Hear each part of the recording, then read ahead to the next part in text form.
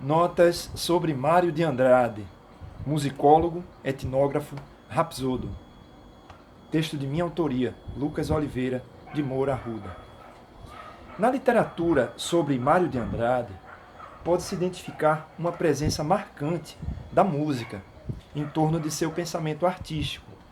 Podemos ver, por exemplo, os textos de Gilda de Melo e Souza, o Tupi e o Alaúde, e de Botelho e Reutz, o Macunaíma contra o Estado Novo, onde se fala muito também de política em música, em Mário de Andrade. A música ocuparia um lugar de reflexão, esteio, forma, beleza e estética, e comparece na escrita de Mário de Andrade de diversas maneiras, seja na anotação em partituras, em esboços dos trabalhos científicos dele sobre folclore, citações textuais em obras literárias, das canções que foram aprendidas e registradas por Mário em suas vivências e pesquisas, e também um aprofundamento e experimentação de formas da música de concerto ou das danças dramáticas, ou daquilo que também se pode chamar de seu nivelamento, entre aspas. Né? Esta comunicação propõe-se a comentar ideias de Mário de Andrade com relação à música, à pesquisa, à criação estética. Na primeira parte eu apresento concepções de criação artística, música e literatura, ao lado do folclorismo e das tradições populares. Na segunda parte eu comento sobre a importância das viagens e dos encontros para tais construções epistemológicas de Mário de Andrade. Continuo aqui as suas concepções de música, metalinguagem e conceituação, ou seja, o falar sobre música e descrever pensando com Charles Seeger. Cecília Salles, em seu livro Gesto Inacabado, Processo de Criação Artística, comenta que todo processo de criação ele pressupõe um movimento de tradução de uma linguagem para outra. O poema nasce do estímulo do desenho, a canção nasce de um filme, a escritura nasce de uma narrativa, né? O gesto nasceria da interpretação de outro gesto. Na trajetória de Mário, é comum se comentar a presença do gesto musical no momento da escrita de poema, texto em prosa e também com maior ênfase na rapsódia Macunaíma. Até porque o nome é rapsódia, que tem a ver com os cantos na Grécia Antiga, né? São vários cantos recortados e colados numa coxa de retalhos. Né? Podemos pensar na música enquanto constituição temporal espacial, limitada pela duração e aí depois trabalhada pela memória, isso em vários suportes, que pode ser o papel, que pode ser a nossa memória mesmo, né? Nosso cérebro, podem ser gravações em discos, né? E nesse sentido, a música seria uma arte que manifesta a sua abertura pela duração. Mesmo a mais acabada sinfonia teria pistas para outros gestos. Lydia Gare comenta sobre a música enquanto um espaço onde se podem inserir a memória e o afeto, apesar da música não ser o sentimento, como diz Eduard Hanslick. O que daria à música o seu sentido, a sua necessidade de vivência, seria a recepção. A fixação da música em partitura é um desses suportes, proporciona abstrair, transmitir, sugerir, divulgar, né, salvar em arquivos, mas a partitura não é a música. Ao mesmo tempo, os sons em si, eles não expressariam nada. Eles não teriam capacidade imediata de descrever como a palavra cotidiana. Como diz Nattier, a gramática da música, se ela existe, poderia ter um paralelo não com a palavra cotidiana, com a fala, mas com as formas estéticas da linguagem. No caso, com a poesia. E Pedro Marques ele mostra como a poesia de Mário de Andrade, né, ela faz vários empréstimos, né, assaltos à música. Né? Você tem ideias do movimento sonoro, polifonia do movimento sonoro, acorde arpejado, que são ideias comumente associadas à música, mas que até hoje são de um uso restrito no vocabulário poético. Né? É diferente, por exemplo, de harmonia e ritmo, que isso aí já faz parte mesmo do vocabulário da poesia. Se bem que polifonia é associado, de certa forma, ao romance de Dostoiévski, por exemplo, por Bakhtin, né? E depois por Lukács, né? Também sobre o romance.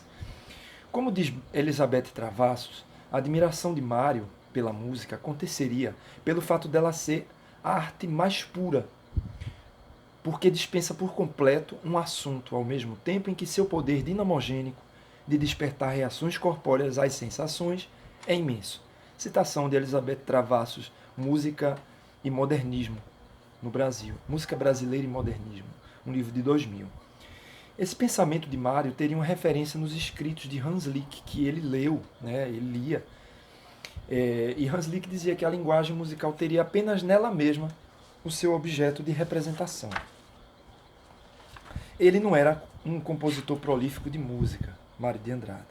A sua única composição, Viola Quebrada, de 1926, ele mesmo chama, numa carta para o seu amigo Manuel Bandeira, o poeta, de um pasticho mais indecentemente plagiado que tem.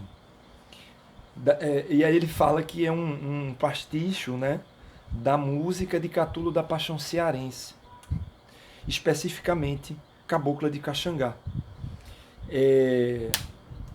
Essa última canção, né, era o modelo, seria o modelo para essa canção Viola Quebrada, né, que na época ela é contemporânea do Clã do Jabuti e também dos textos do ensaio sobre música brasileira, né.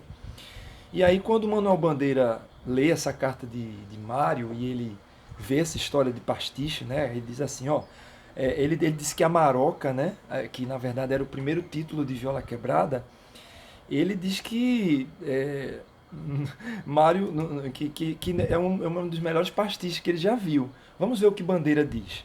Mário, ninguém como você possui um sistema mais completo de metabolismo criador. É possível que você atualmente não tenha andado senão a fazer pastiche. Lembremos-nos, né, que ele estava fazendo o Clã do Jabuti, que tem várias formas, né, tem várias formas musicais, e Macunaíma também é dessa época, né, de certa forma ele estava trabalhando tudo isso aí, né, estava começando a trabalhar Macunaíma. É possível que você atualmente não tenha andado senão a fazer pastiche, pois fique sabendo que falhou como pasticheiro. Sucedeu-lhe o mesmo que a Baudelaire, querendo decalcar o Gaspard de la Nuit e fazendo obra original nos poemas en prose. Pouco importa como você fez a Maroca, quis plagiar a Cabocla de Caxangá, que esperança, saiu o choro paulista bem seu. Pegue na canção do exílio e assine Mário de Andrade que fica outra coisa. Esse plágio, né, de Mário de Andrade sobre Catulo, que Bandeira elogia, né, como uma coisa autêntica, é simplesmente uma das canções mais associadas hoje em dia, né, quase 100 anos depois, ao repertório da música caipira, né, o que se chama de música de raiz, né. E é interessante a gente pensar por que é que Mário se chamou um plagiador, né. Ele mesmo diz que ele pegou o ritmo melódico da Cabocla de Caxangá e fez a sua melodia, ele fez como uma brincadeira, Maroca. Essa melodia que Mário cria em cima da Cabocla de Caxangá, né, teria o que ele chama torneios melódicos brasileiros. É algo muito recorrente nas cartas entre Manuel Bandeira e Mário de Andrade, né? Mas é interessante pensar que Mário, ele não, talvez, ele tirava de si, quando ele se chama de pasticheiro, né, a responsabilidade de se assumir como um compositor comprometido com uma obra musical, né, como algo acabado e pronto, né, o que Lydia Gay fala do museu das obras musicais, quer dizer, Mário não estava, talvez, querendo se inserir nisso, né, apesar de ter virado um clássico Viola Quebrada, né. Ao mesmo tempo, ele pode querer deixar claro que a originalidade em arte é uma coisa difícil de alcançar e que uma bela obra de arte ela poderia ser sempre resultado de um bocado de pastiches, releituras e remendos sobre outras obras de arte. Cecília Salles diria é um gesto que continua ao outro, pode ser uma imitação de um gesto, né? Quando ele faz Viola Quebrada, a Cabocla de Caxangá é uma canção mais rápida, né? Há muito tempo no Natal na encruzilhada, descantei, te esperei até o romper da manhã. Quando eu saía do arraial o sol nascia, e lá de longe já se ouvia pipiando Jaçanã. Cabocla de Caxangá, minha cabocla vem cá. Cabocla de Caxangá, minha cabocla vem cá. O que é que Mário fez? Ele pegou o ritmo, vejam que interessante. A elasticidade que ele fez, ele é como se a gente diz hoje, né? Ele mudou o BPM da música, né? A música é um coco, né? De Catulo da Paixão Cearense e João Pernambuco, que vale lembrar, na época não era creditado como autor de Cabocla de Caxangá, né? Tanto que Mário fala, é um pastiche de Catulo, mas seria um pastiche de Catulo e João Pernambuco, né? Depois ficou provado que a melodia é de João Pernambuco, né? O violonista pernambucano. Então Mário pegou esse mesmo ritmo, só que ele desacelerou. Veja como ficaria. Há muito tempo no Natal, na encruzilhada. Veja, até o refrão. Porque ele faz assim. Quando da brisa no açoite a flor da noite se acurvou, fui encontrar com a maroca meu amor. Eu senti na alma um golpe duro, quando ao muro já no escuro, meu olhar andou buscando a cara dela e não achou. Minha viola gemeu. Aqui na vizinhança o pessoal está comemorando um jogo de futebol, né? O Esporte Clube do Recife fez 1-0 contra o Santa Cruz. Coincidência, eu sou torcedor do esporte. Mas continuemos com a canção de Mário. E ele faz isso, né? Ele pega o ritmo, né? Minha viola gemeu, cabocla de caxanga. Ou seja, o mesmo ritmo. Só que o torneio melódico que Mário faz é diferente, né? Então, ele, em sua rapsódia literária Macunaíma, ele costura retalhos, né? Ele faz esses pastiches de várias lendas, linguagens orais, histórias de vários cantos do Brasil. A viola quebrada só podia nascer de alguém que não só copia toadas sertanejas. E diga-se de passagem, o próprio Catulo fazia isso, né? Mas ele conhece bem o linguajar e o sentimento de um povo, né? Em seus escritos sobre música, Mário procura incentivar colegas seus, né, seus amigos, compositores profissionais. Ele não era compositor no sentido profissional, como a gente já disse, mas ele incentivava Villa-Lobos e outros a criar uma linguagem artística pautada na expressão, diversa dos sentimentalismos que eram tão combatidos pelos movimentos modernistas. Vê as discussões nos textos de Elizabeth Travassos, né, 1997-2000, especificamente Os Mandarins Milagrosos.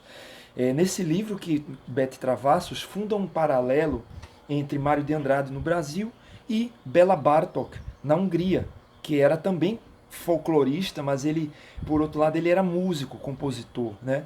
Dois artistas modernistas do século XX que fundamentaram sua crítica ao sentimentalismo e ao virtuosismo malabarístico na pesquisa rigorosa do folclore, na busca do arcaico, do antigo, do bárbaro, aquilo que teria um sentido moralizante, distanciado da vida das grandes cidades. Distanciado daquilo que Mário de Andrade chamava de música popularesca e que Adorno chamava música culinária. Seria algo mais autêntico, vindo da terra. Essa pesquisa de folclore aparece na trajetória de Mário como uma forma de encontrar um Brasil que precisava ser conhecido pelos compositores profissionais, pela academia, pelos poetas modernistas. Ligado ao ideal de criação de uma arte culta brasileira, com raízes fincadas na cultura popular, ele se inspirou, ao mesmo tempo que também criticava, em Silvio Romero, né? Então, Mário de Andrade, para Elizabeth Travassos, ele estava situado, citação de Beth Travassos, na encruzilhada entre coletas movidas pelo desejo de travar contato direto com a cultura popular, destinadas a fornecer documentos inspiradores para os artistas cultos, e atividades de pesquisa e análise destinadas a ampliar o conhecimento sobre a cultura. Nesse sentido, ele também tem uma contribuição antropológica e hoje, né, um século depois dessas pesquisas dele, para a área da etnomusicologia, né? Ele sempre estava preocupado com o status científico do folclore, que sempre sofreu uma acusação de amadorismo, uma ausência de olhar científico. Ele mesmo não tinha uma formação escolar em folclore, né? Ele se desenvolveu na área como autodidata, lia em várias línguas e leu vários tratados, né? Como o de Constantin Brailoiu sobre etnografia, né? E ele faz uma crítica também muito dura ao folclore como só o pitoresco, né? Ele faz toda uma defesa do folclore em um de seus textos. Nas viagens que ele fez para o norte e nordeste do Brasil, ele intensificou seu movimento, né, de pesquisa com a cultura popular, porque ele já tinha todo um roteiro traçado, ele tinha pessoas informantes, e ele vai encontrar o rigor da expressão popular, né, sua ausência de sentimentalismos, uma linguagem simples, mas mágica, em Chico Antônio, embolador, improvisador de cocos do Rio Grande do Norte, quando Mário de Andrade vai lá em 1928, fica até 1929. Né? Chico aparece para Mário como uma voz autêntica, intuitiva, vinda diretamente da terra, do povo, tirando de sua língua comum a matéria-prima de seus versos sobre-realistas. O timbre da voz de Chico, que Mário tenta descrever como nasal caju, voz quente, simpática, teria muito mais força do que uma dúzia de Caruzos.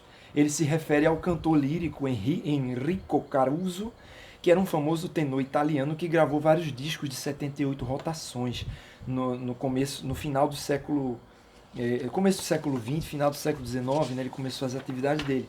Caruso seria uma referência negativa, um oposto dialético de Chico Antônio, porque ele seria uma referência de um cara moldado por uma burocracia do ensino conservatorial.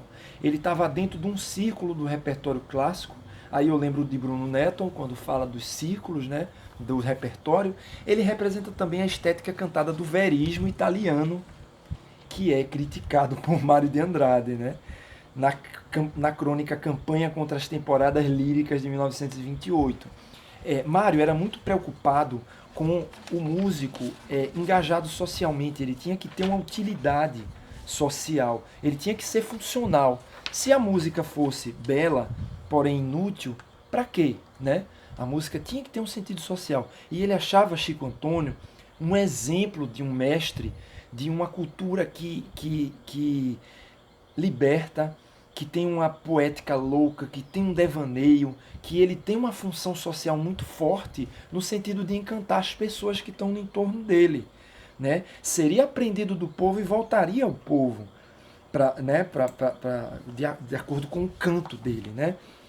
Ele diz assim sobre Chico Antônio, um trechinho só, entre tantos fascinantes trechos sobre Chico Antônio.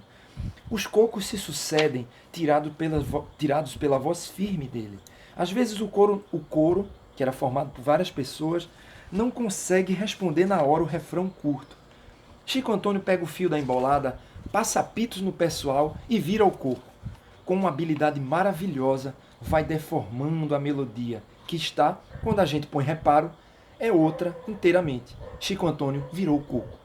Passar pitos, virar o coco, por reparo, expressões da oralidade que Mário vai agregando à sua escrita. Fala-se em melodia e refrão, termos musicais da tradição ocidental. E como diz Bete Travassos, no seu texto Voz e Musicologias, um objeto fugidio, o discurso musicológico ele teria categorias verbais de um catálogo limitado, muito voltado à ópera. Nesse sentido, ela coloca Mário como uma exceção e um cara que tem uma visão de poeta, né, quando ele vai analisar essas músicas e essas vozes. Né?